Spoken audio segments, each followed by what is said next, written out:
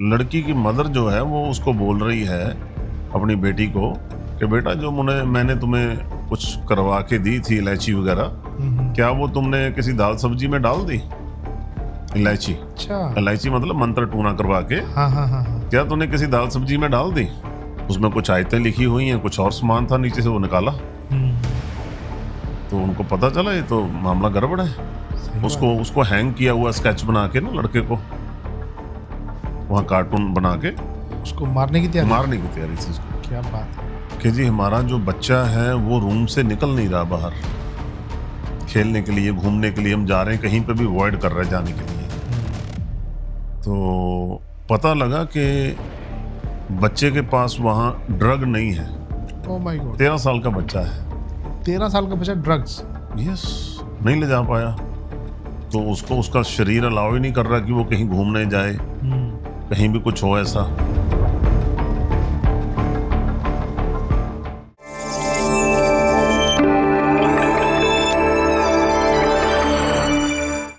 Sukhvinder sir, आपका बहुत बहुत धन्यवाद, आपने टाइम निकाला और हमारे इस नए स्टूडियो में आप आए। Thank you Naveen ji, thank you so much and congratulation to you. Thank you sir, thank you. बहुत बढ़िया सेटअप आपने लगाया। Thank you sir. बहुत ही पता चल रहा है आपके पैशन का इसको देख के कितना गहराई से आप इस चीज को समझते हैं और कितना पैशन है आप में। Thank you sir. God bless you sir, this is all the hard work of me and my team. I can understand definitely, but it's really quite good. Thank you sir. या thank you sir. आज जो हम बात करने वाले हैं ना, थोड़ा डिफरेंट चीज़ों पे बात करेंगे, क्योंकि आपकी जो एक तरफ जो लाइफ थी वो थी एक, कहते हैं ना, रोमांस से भरी हुई भी थी। जी सस्पेंस था, रिस्क भी था और ऑफ कोर्स रिवॉर्ड भी थे। थ्रिल था पूरा। और दूसरी तरफ अब की जो लाइफ है, अब आपकी है जिस स्पिरिचुअल जर्नी आपकी है, यू आर डूइंग, तो वो चीज़ें हैं। लेकिन पर आज हम ज़्यादा जानना चाहेंगे कि जो आपकी जो पहले वाली लाइफ थी, या फिर जो कि आप कह सकते हैं कॉर्पोरेट लाइफ जो थी, उसके बारे में जी। सो किस टाइप के केसेस आपके पास आते थे? क्योंकि मेरा मेन मोटिव ये है कि आपके एक्सपीरियंस और नॉलेज से जी हमारे व्यूअर्स को भी कुछ नॉलेज मिलेगी और वो भी कुछ जैसे लाइफ के जो डिसीजन ले सकते हैं वो इजीली ले सकते हैं। I can understand. बिल्कुल ठीक है जी, बहुत अच्छा कंसेप्ट है ये जो आप लेके चलें सर। नवीन जी, ऐसा है जो डिटेक्शन का काम है, स्पाई जॉब है, इन्वेस्टिगेशन है, डिटेक्टिव एजेंसीज हैं, इनका फील्ड बहुत बड़ा है, बहुत बड़ा फील्ड है। ओके। और हम लोग तो सभी चीज़ों में डील करते थे। अभी कोविड के बाद में बहुत सी चीज़ों में डील करना बंद कर दिया, क्योंकि जितनी भी आईओज इन्वेस्टिगेटर ऑफिसर्स होते हैं उनको मूव करना बड़ा डिफिकल्ट हो गया था। ओके। है ना। उसके बाद में रिक्वायरमेंट्स भी बहुत कम हुई हैं, चेंज हो गया सारा कुछ। ओके। कॉर्पोरेट लेवल में काफ़ी बिजनेस डाउन चले गए लोगों के, तो उसके बाद में मार्केट में वैसे भी काम जो है ना, बिजनेस कम हो गया पहले से। तो अभी स्टाफ भी कम हो गया है। पहले जो काम हम लोग अब तक के जो एक्सपीरियंस रहे हैं, क्योंकि 27 साल almost quite long time, it is लंबा पीरियड होता है, उसमें बहुत सी आपको अनुभव हुए हैं। जैसे जैसे आगे बढ़ते हैं सीखता है इंसान।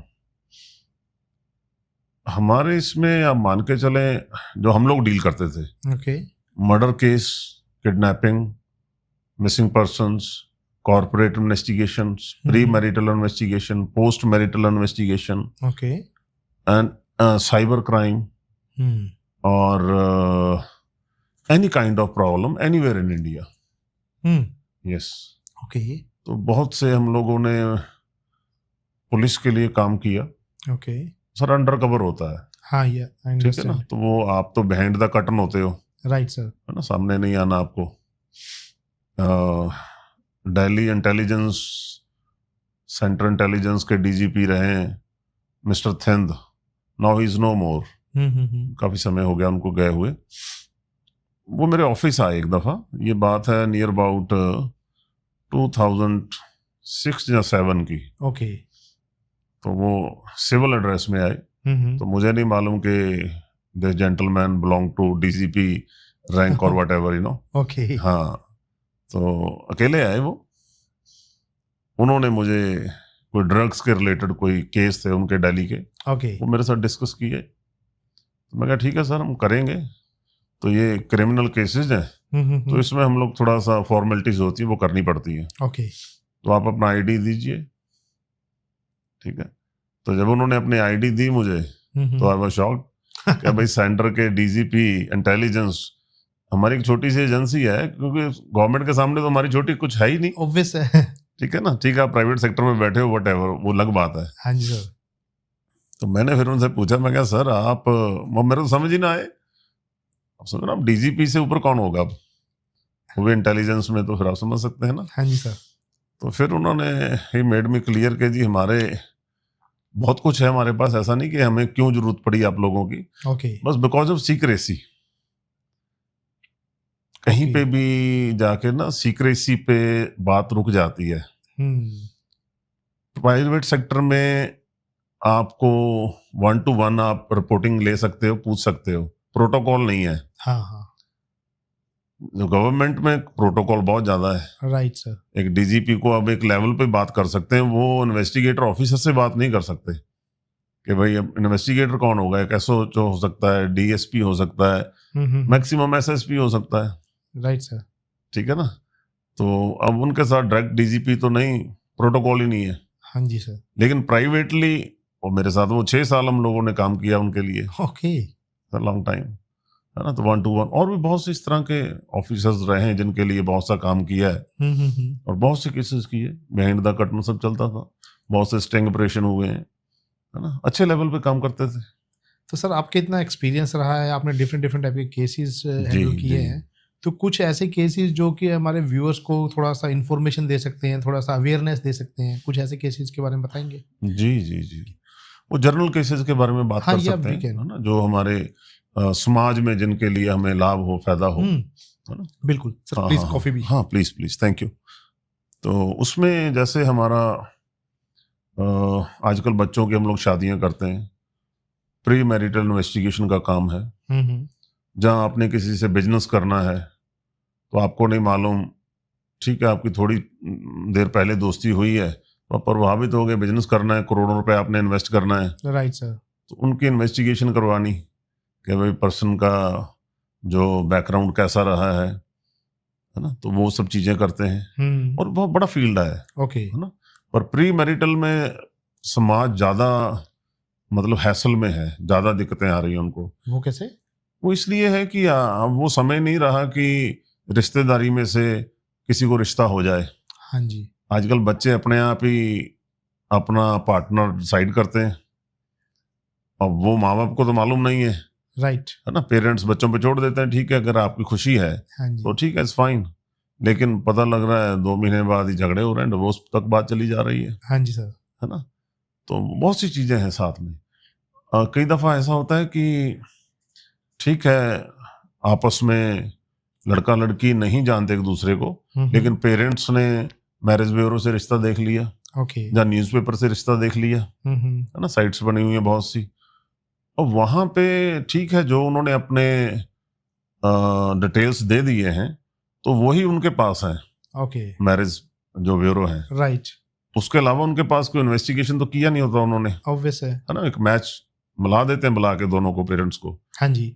तो वहां पे भी बहुत सा, मैं आपको केस थोड़े से आपके साथ शेयर करता हूँ जो हमारे पास आए, उसमें हम लोगों ने इन्वेस्टिगेशन की तो निकला क्या उसमें। हाँ। है ना, काफी पुराने केस है, तो हम लोग इसमें थोड़ा जो नेम और डमी नेम यूज कर लेंगे। बिल्कुल बिल्कुल सर। ठीक है ना सर।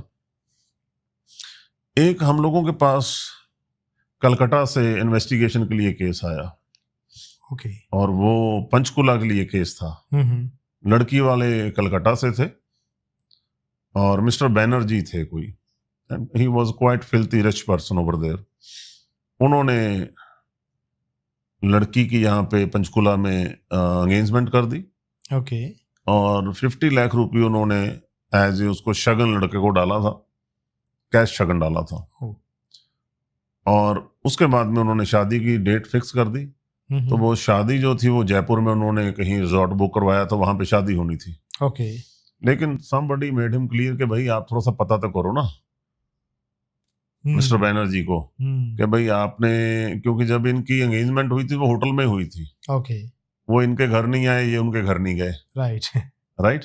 सिर्फ आपने देखा वहां से मैच तो पसंद आ गया आपको, अब जब मिस्टर बैनर्जी ने हमें उनकी डिटेल भेजी इन्वेस्टिगेशन के लिए, तो हमने जो डिटेल उनको निकाल के दी, तो मिस्टर बैनर्जी कहने लगे, सिद्धू साहब आपकी जो डिटेल है ये मिसमैच है, गलत है। मैं कहा जी ये गलत नहीं है, हाँ। आपके पास जो इन्फॉर्मेशन है वो गलत है।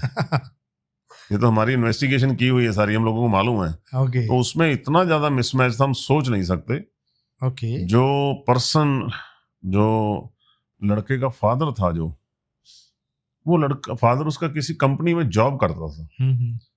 उस समय 30,000 रुपये उनकी पे थी फादर की, और फादर ने प्रोफाइल में दे रखा है कि मेरी 168 करोड़ रुपए की टर्नओवर है, 168,000 मतलब 168 करोड़ की, पौने 200 करोड़ की टर्नओवर है।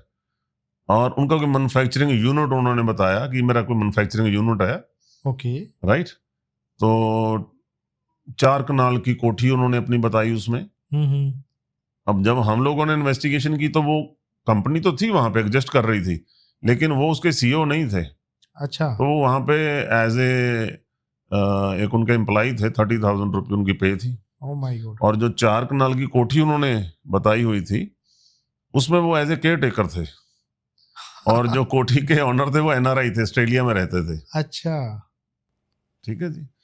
अब जब ये चीज बैनर्जी को पता चली तो आप समझ सकते हैं क्या हुआ होगा। उनका नाम था, रुतबा था समाज में। थोड़े दिन बाद शादी थी, जयपुर में रिजॉर्ट बुक हो चुका था। सही बात है ना। तो वो तो पाँव से पूछे मजमी निकल गई, भाई क्या किया जाए अभी। है ना। तो फ्रॉड है सारा कुछ। कहने लगे सिद्धू साहब, मैं कहा जी फ्रॉड है तो 420 है, सीधा इमीडिएटली इनको अंदर करना चाहिए हम लोगों के हिसाब से तो।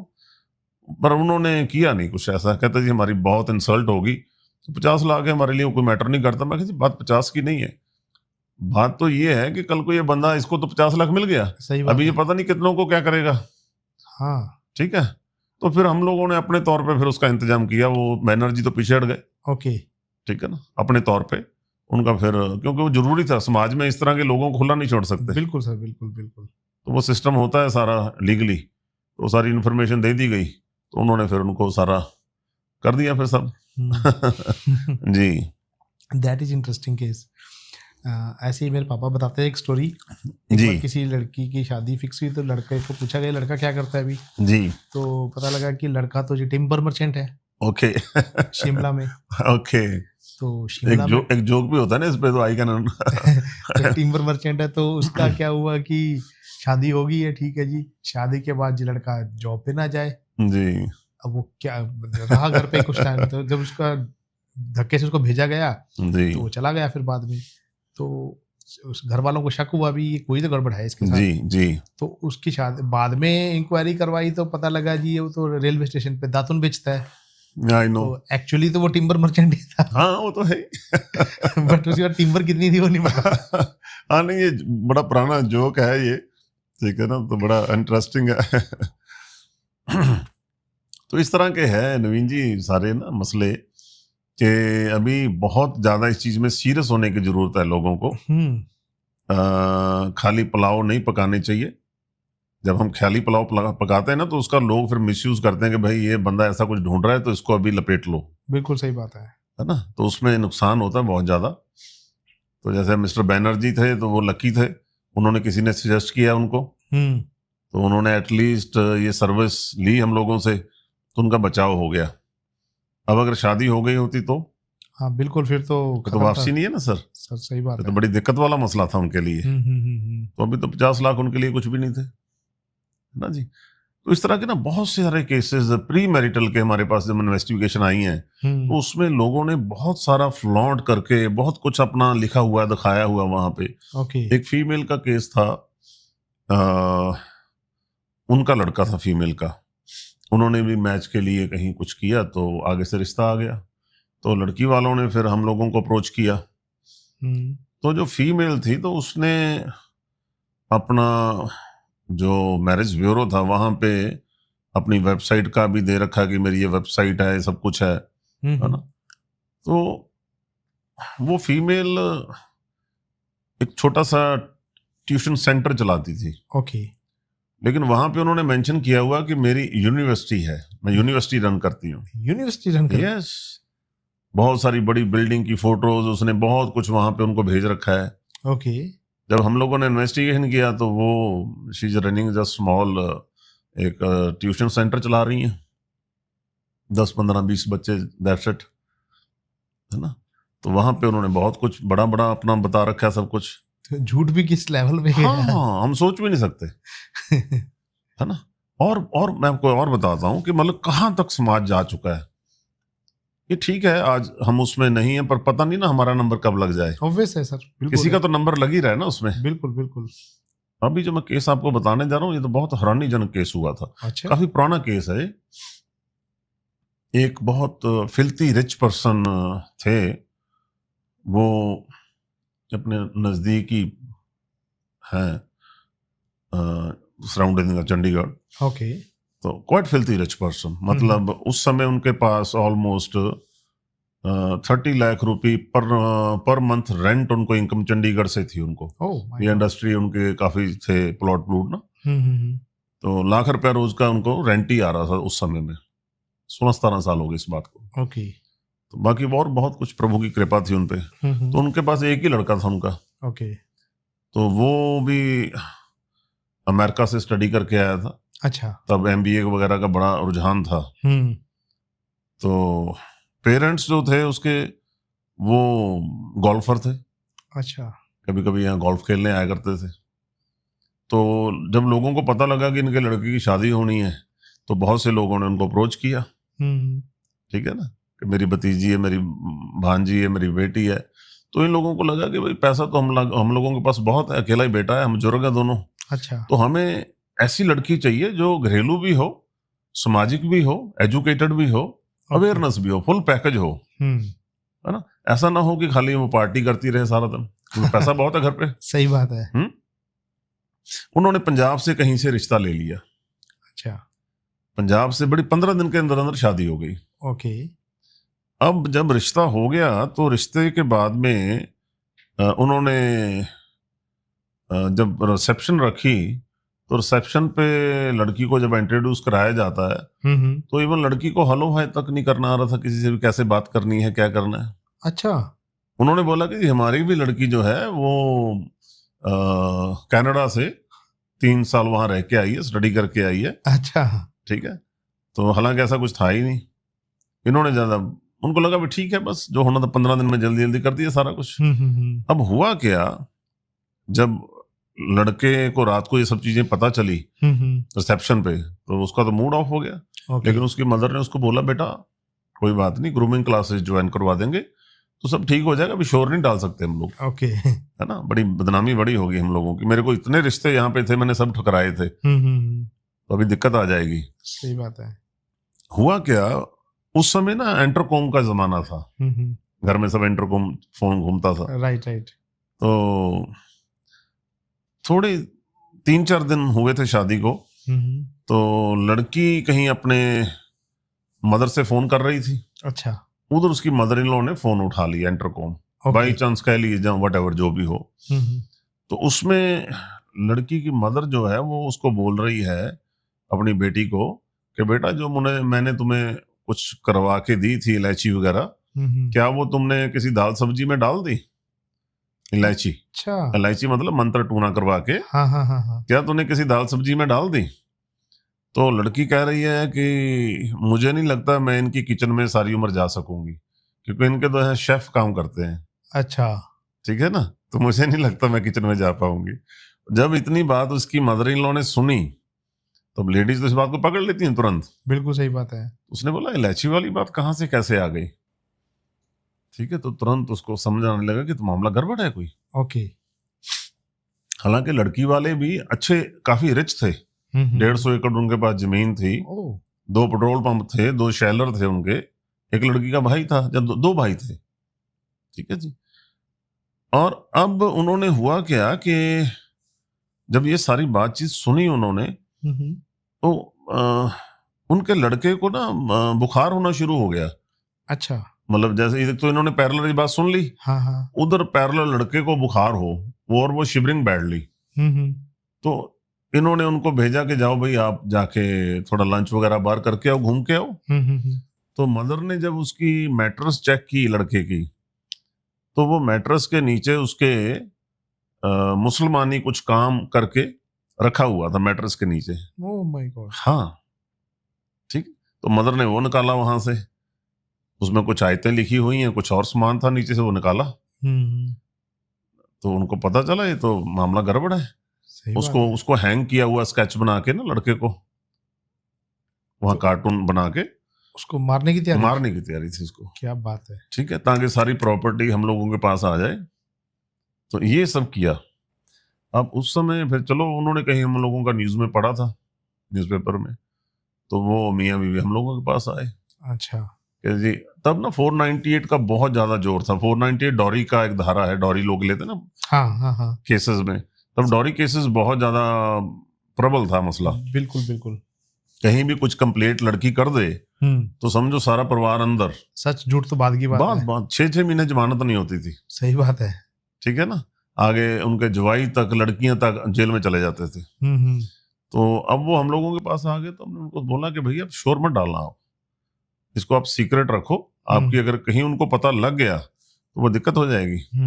तो फिर हमने उनको बोला, एक एडवोकेट दिया उनको कि आप इन एडवोकेट को हायर करें, उनसे लीगल लैंग्वेज लें। वो लीगल लैंग्वेज सारा डिस्कस किया उनके साथ में। बिल्कुल। जैसे आपने ये सेटअप लगा रखा है, ऐसे ही हम लोगों ने उनके घर पे सेटअप लगाया। ओके। उनको बोला आप उनको बुलाएं लंच डिनर पे, जैसे भी बुला सकते हैं लड़की वालों को, उनको बुलाएं, आप बुला के उनको लंच डिनर दें। और वहां पे जो लीगल लैंग्वेज थी वो एज ए कॉन्स्पिरेंसी के तौर पे उनको बताए सारे डायलॉग कि आपने ये बातें करनी है। उनसे पूछना है कि भाई हमारी कोई डिमांड तो थी नहीं। हाँ, हमने तो यही कहा था कि हमें सिर्फ लड़की घरेलू भी हो, सामाजिक भी हो, इस तरह का पैकेज चाहिए। तो आप लोगों ने हमारे साथ झूठ बोला। खुश हैं हम लड़की से, पर ये जो आपने किया हम इससे खुश नहीं है। बताएं, हमने, हमारी कोई डिमांड थी, कोई आपसे दहेज लिया, ये सारी बातें उसमें कवर की। ठीक है। वीडियो कैमरे लगे हुए थे अंदर सारे, हाँ। फ्लावर पॉट में इधर उधर सारे, तो वो सारा उनका कवर कर लिया हमने। ठीक है ना, क्योंकि ऑडियो नहीं माना जाता कोर्ट में, ऑब्वियस है। वीडियो, ऑडियो कम वीडियो दोनों होनी चाहिए आपकी। तो फिर उनका डिवोर्स हुआ, फर्स्ट हियरिंग पे डिवोर्स हुआ, क्योंकि एविडेंस इतने स्ट्रांग थे। तो वो म्यूचुअल हो गया, वो अपना सरेंडर कर गई पार्टी। ओके। ठीक है ना सर। तो देखो यहाँ तक, मतलब आप सोच सकते हैं, कमाल हालांकि है। उनकी लड़की की खुशियां थी, इतना बड़ा घर उनको मिला था, उनके पास तो खुद के पास इतना पैसा है। खुद इतना पैसा था, उसके बावजूद भी ये, मतलब हमारी नीयत भरती नहीं कहीं पे भी जाके। सही बात है सर। ठीक है ना सर। मतलब हाँ, तो इस तरह के बहुत से केसेस आते हैं जो आप सोच नहीं सकते कि भाई ऐसा भी हो सकता है। इसीलिए कहा जाता है ना कि जो डिटेक्टिव होता है वो शीशे के सामने जब खड़ा होता है, अपने आप को देखता है, तो अपने पे भी शक करता है वो। सही बात क्योंकि है। वो इतना डेप्थ तक जा चुका होता है इन केसेस में, वो सोच नहीं सकता। घरों में चोरियां होती हैं, चोरी के बहुत केस आते हैं। ओके।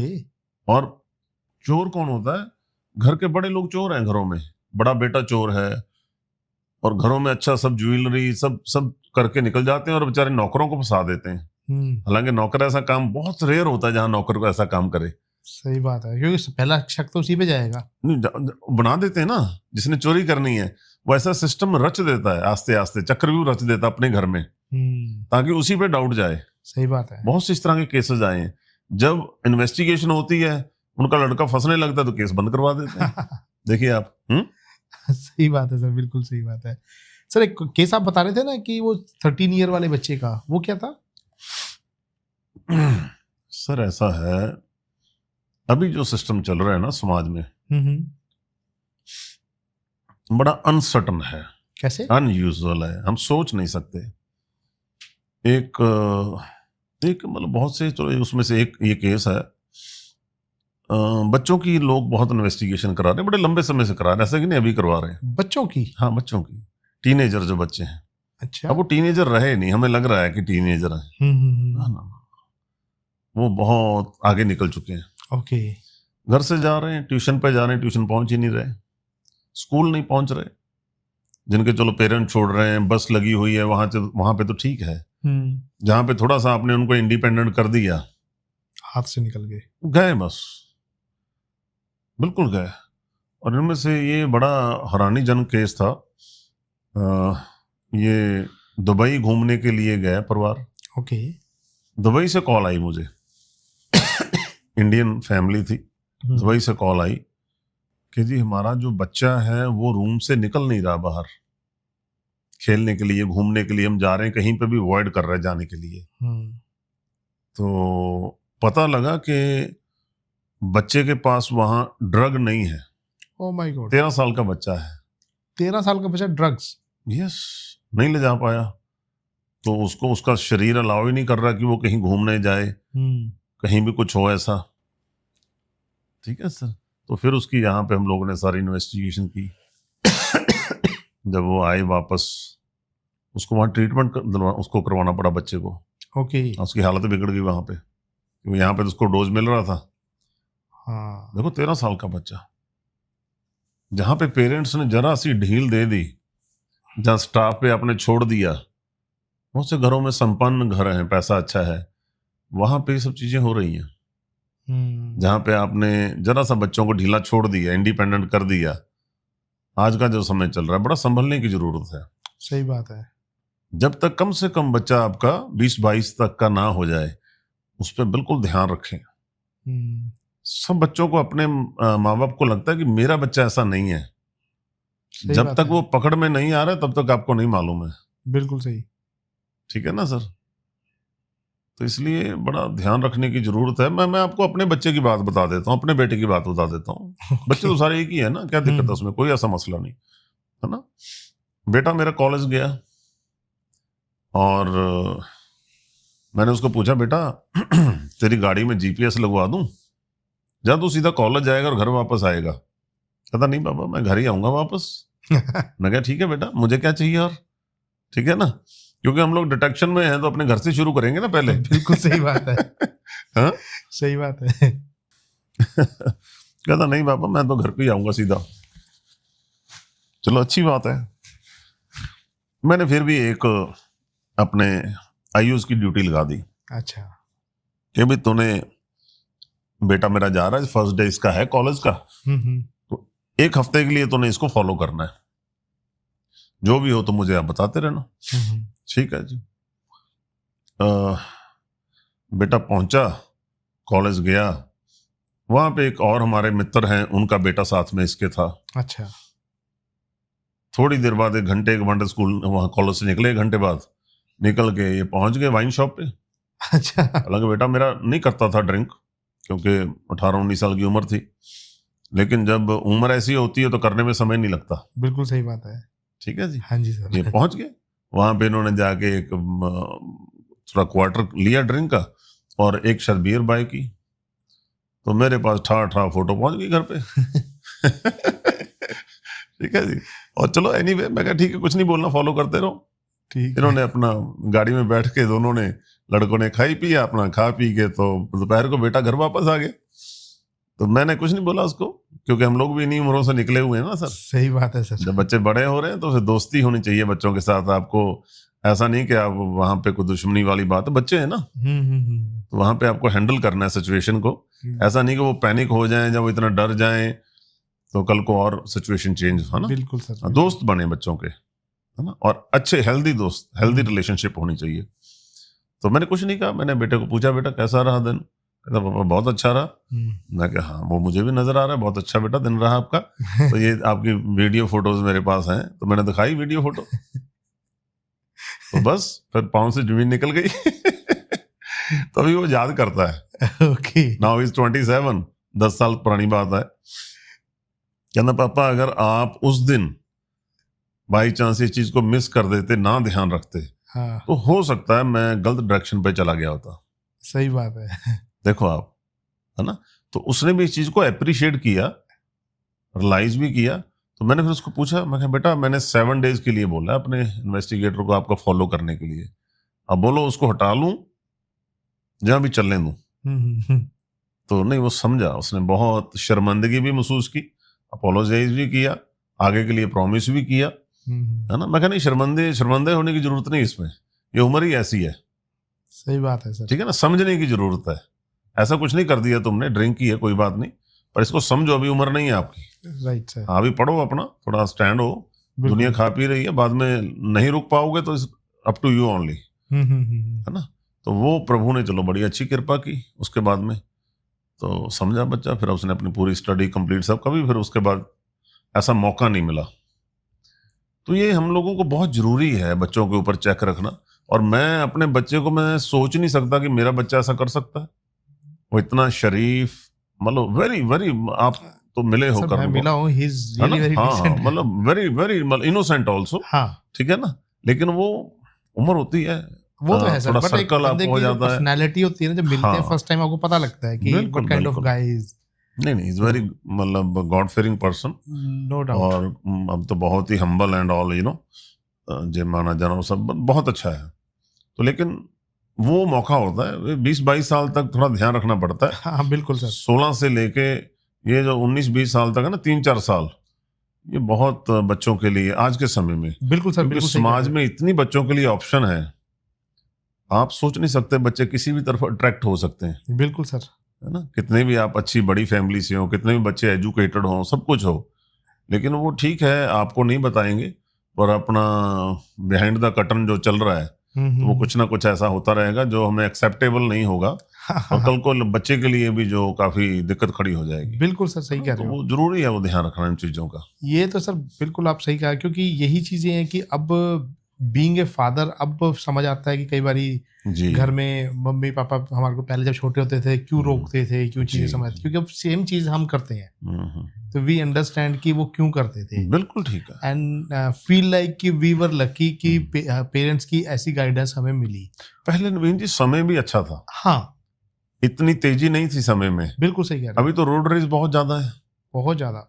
लोग पार्किंग के लिए ही झगड़ा कर रहे हैं, गाड़ियां तोड़ देते हैं एक दूसरे की, बहुत कुछ कर रहे हैं ना। तो मतलब वो पैनिकनेस है, पेशेंस नहीं है, तो अब ज्यादा ध्यान रखने की जरूरत है। बिल्कुल। अभी सर लास्ट संडे की बात है जी। I was just crossing from one railway track, तो वहां पे एक लेडी ने गलत तरीके से गाड़ी चलाई और वो मेरी गाड़ी में टक्कर लग गई उसकी। Oh okay. तो ऐसा मेरा कुछ नहीं हुआ नुकसान, उसकी गाड़ी का साइड मिरर टूट गया।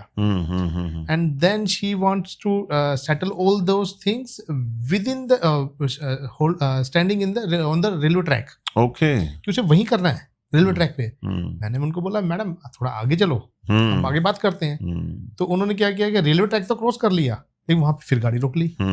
फिर मैंने हाथ जोड़ के रिक्वेस्ट की आगे चल के बात करते हैं, यहाँ पे जाम क्यों लगाना, मैं तो भाग ही नहीं रहा। तो आगे जाके मैं नहीं मान रही थी, तो मैंने गाड़ी साइड से निकाली और आगे जाके मैंने रोक ली, और मैंने उनकी 5 मिनट तक वेट करी। अब जब 5 मिनट तक वेट करने के बाद वो लेडी आई, हालांकि वो भाग सकता था, और ऐसा तो कोई क्राइम भी नहीं हुआ था, शीशा टूटा था। हाँ, तो गाड़ियां जब चलती हैं तो लगती हैं, उसमें क्या बड़ी बात सब। अच्छा, इसमें एक चीज और होती है नवीन जी, सब गाड़ियों की इंश्योरेंस है।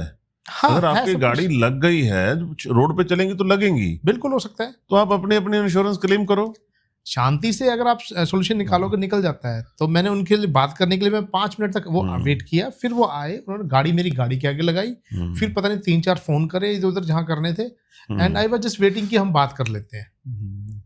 हालांकि गलती मेरी नहीं थी, मैं अपनी लाइन में था, उन्होंने कट मारा था, लेकिन फिर मैं चलो बात कर लेते हैं। वैसे एक चीज कहूँ आपको नवीन जी, हाँ जी सर, मेरे हिसाब से ऐसे लोगों को गाड़ी रखने का हक ही नहीं है, माफ कीजिएगा, मैं seriously I am telling you.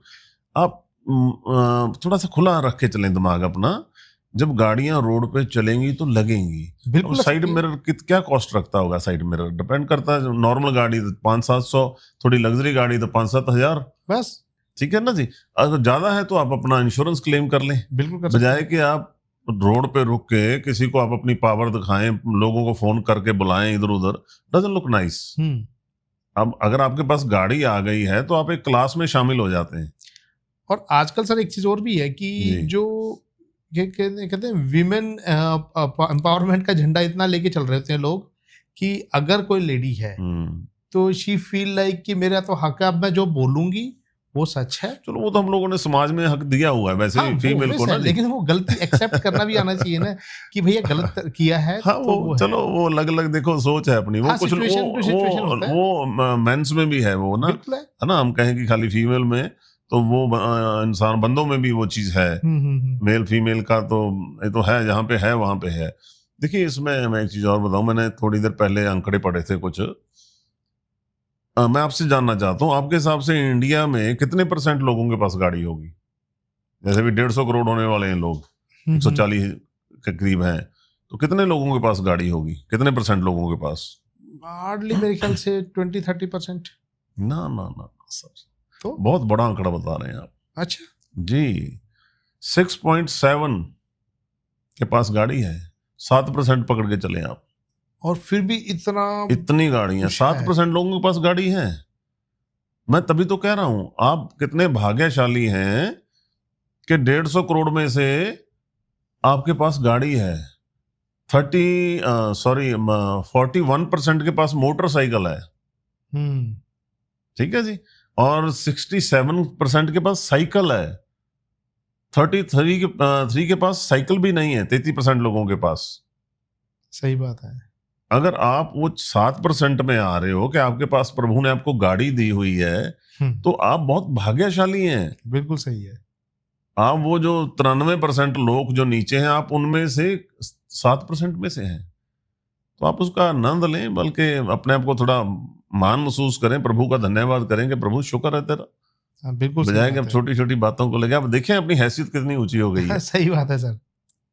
ठीक है ना सर? हाँ जी सर। तो पॉजिटिव होके चलना चाहिए। समाज में तो वैसे ही अफरा तफरी का माहौल बड़ा है। बिल्कुल बिल्कुल। छोटी छोटी बातों में फिर बातें बढ़ जाती हैं, तो बहुत कुछ चलता रहता है। हाँ जी सर। और सबसे बड़ी बात, आपकी सेहत खराब होती है जब आपका टेम्परेचर बढ़ जाता है, बीपी बढ़ जाता है, और फिर वो हैसल के पता नहीं कई दफा कोर्ट कचहरी तक चली जाती है। बिल्कुल। बात कुछ भी नहीं है, कुछ भी नहीं। अगर शांत मन से सोचोगे तो 2 मिनट में मसला कुछ भी नहीं सर, कुछ भी नहीं जी, कुछ भी नहीं। बट चल रहा है दुनिया, समाज है, हर तरह का इंसान है यहाँ पे। ठीक है ना सर? तो सर ऐसा था, ये जो डिटेक्शन की हम लोग बात कर रहे थे, इसका फील्ड तो बहुत ज्यादा बड़ा है, पर अभी मेरा जो सजेशन रहेगा समाज के लिए वो यही है कि हम जब अपने बच्चों की शादियां करते हैं तो हम इस चीज का जरूर ध्यान रखें कि अगर तो आपकी कोई रिश्तेदारी है, कोई सर्कल में है, तो जरूर अपने तौर पे इन्वेस्टिगेट करें जितना कर सकते हैं। और अगर हमारा कुछ ऐसा नहीं है तो फिर जरूर इन्वेस्टिगेशन एजेंसी की हेल्प लें और वेरिफिकेशन करवाएं कि जो सब्जेक्ट है, मेल और फीमेल वट एवर, वो कैसा है, कोई नशा तो नहीं कर रहा, कहीं और भी इन्वॉल्वमेंट तो नहीं है, राइट, ठीक है, डबल क्रॉस तो नहीं कर रहा है, फैमिली का सोशल रेपुटेशन क्या है, लड़की या लड़के की पहले कहीं शादी तो नहीं हुई थी, हमें मालूम ही ना हो। बिल्कुल सर। हाँ, बहुत सी बातें हैं। सामाजिक में उनका, समाज में कैसा रुतबा है उनका, आपको क्या बताया गया है, आपके बच्चे को कितना मालूम है, ठीक है।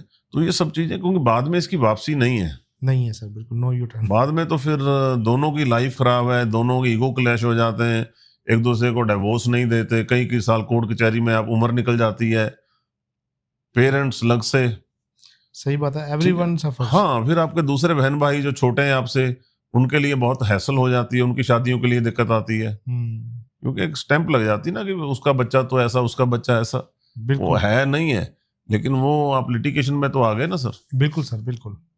आपकी जॉब के लिए, पीस ऑफ माइंड के, बड़ा कुछ है, तो वो पहले ही कोशिश करें अपनी तरफ से।